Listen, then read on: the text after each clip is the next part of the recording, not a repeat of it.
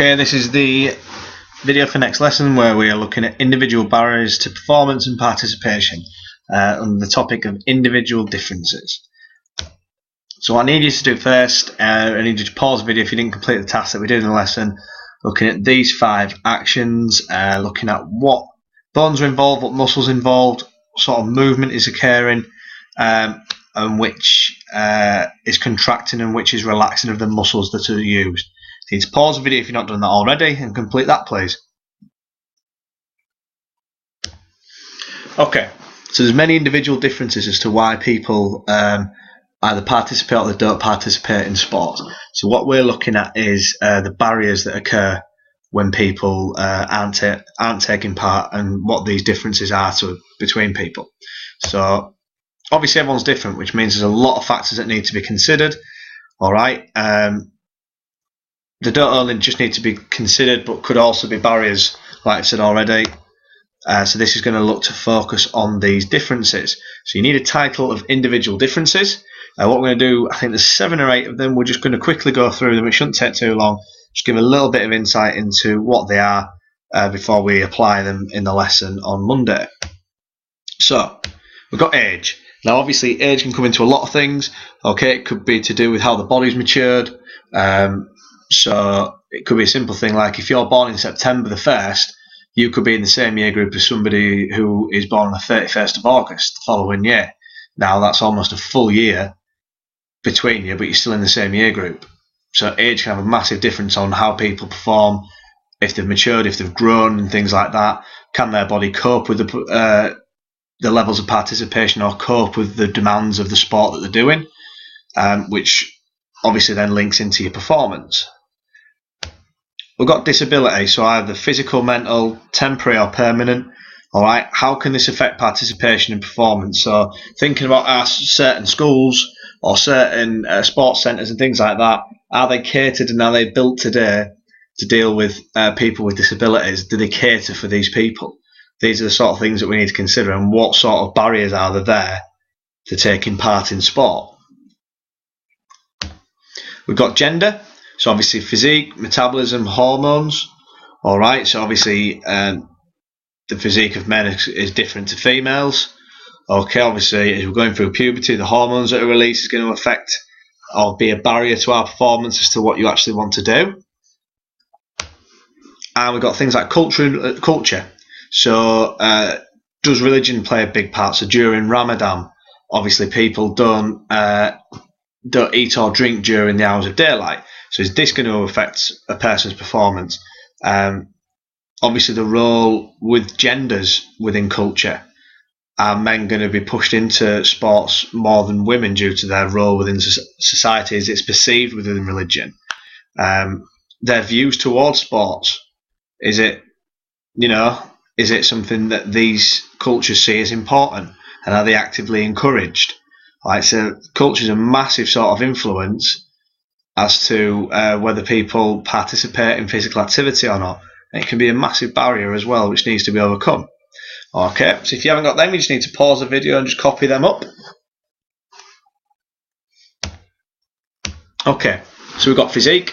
So we've got body types. So obviously we've looked at body types in terms of somatotypes. Okay, so mesomorph, ectomorph, endomorph. So is their body type correct for the sport they're wanting to do? So try and think of an example that can link into that. So such as an ectomorph trying to play prop forward, their physique isn't correct for that sort of sport. All right. Same on the other side, if somebody's endomorph and they're wanting to take part in long distance running, their body might not necessarily be suited to that type of sport. So is a person's body type affecting it, which then links into things like appearance, body issues, confidence and that, which again, big barriers to participation, especially for things like swimming, for example. Okay. We've got environment. All right, so weather, pollution, altitude, humidity, access to facilities. So if the weather's really bad, obviously pitches are going to flood. Is there other options for people to keep participating? All right, is it an area where there's a lot of pollution? So if you live in near waste dumps and things like that, or in cities where there's a lot of pollution, Is this going to affect people's participation? Altitude obviously plays an impact on, or as an influence, due to the fact that it's hard to obviously train at altitude and harder to participate due to the oxygen being sort of reduced within the air. Humidity, is it too hot to train? Is it too hot to participate in sport due to the difficulty that it occurs? And obviously access to facilities within the environment that you live in. Risk and challenge, obviously we've got risk assessments or perceived safety of the sport, and also is the participant challenged. So are they within their team sport that they're playing? Do they think that are they a big fish in a little pond? Or is it too easy for them, especially within team sports? Is that person challenged? And activity levels. Effects and needs to different participants. Okay, how hard they're working within their sport obviously depends on that person, or it depends on the training that they're doing. This needs to be obviously adapted as you would in a lesson. You'd teach everyone in a different way, or you'd plan to cater for different needs, because not everyone learns at the same rate. In sport or in sports clubs and that, your activity levels and the activities that you do, you'd cater to the individual needs of them people. So is that being taken into account when planning sessions? Okay, and obviously training. So are people finding time to train due to work, school, uni, college, things like that? Can people afford to train and go to the gym, hire out sports facilities, go swimming? All right, is that cost element there these days where people aren't actually being able to afford that? Okay. So what you need to do, that's the last one. Yeah, it is. So that's the last one. You need to copy these up. Obviously, like I say, it's not a really long video. It's just dead quick, just a quick insight. I'm going to go into a lot more depth in the lesson, but it gives you an idea. If you could think of any other sort of individual differences or barriers that I haven't covered, bring them to the lesson, jot some ideas down in your book. So what you need to consider for the next lesson. All right, like I said, we're going to go into it with a bit more depth. We're going to need to start thinking about how we can overcome these barriers. All right, so how can we get people more active within sport?